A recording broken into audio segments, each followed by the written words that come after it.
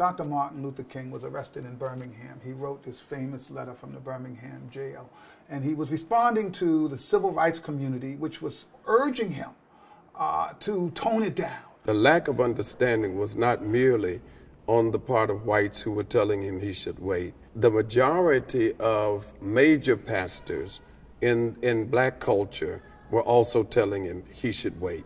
They said, look, Martin, you're messing up everything.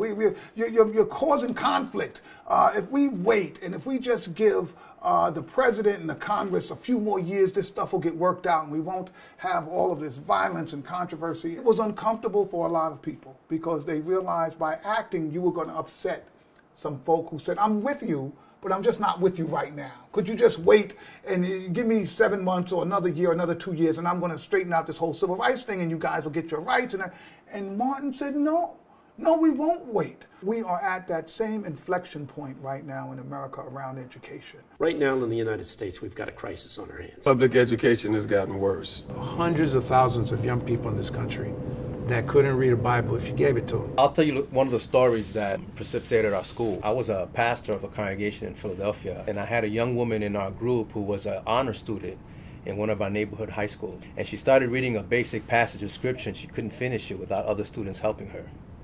And she was about to graduate from high school as an honor student, and she couldn't read one verse in the King James Version of the Bible, the New King James Version of the Bible. But basically told me she was functionally illiterate. And that she would not be able to have any success in our community. So at that point, we knew that the public schools in our city were failing our children, period. That's not an exaggeration, it's a fact. We met with a lot of consultants, and every consultant we met with told us, no, no, no. Yeah, well, you sound like my trustees did. That's just the question they were asking. Why are we spending this money to build a school?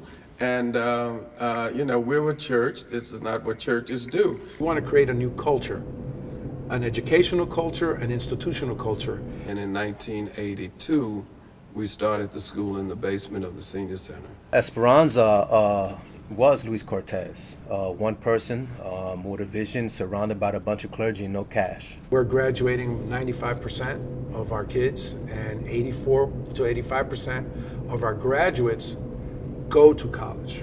Our rate for high school graduates is about 99%. Our rate for the number going to college is about 97%. Trustees and everybody else, the whole congregation came to an understanding that this is a part of our mission and this is a part of our ministry. When you save one kid, you change generations. Running a high school when you're not a professional educator was the hardest thing I ever did. It is not an easy solution. It's not easy. What are we waiting for becomes the question. I haven't figured out why you wait when you have a problem in front of you. If you, as a person of faith, say, Jeff, what are you calling us to do?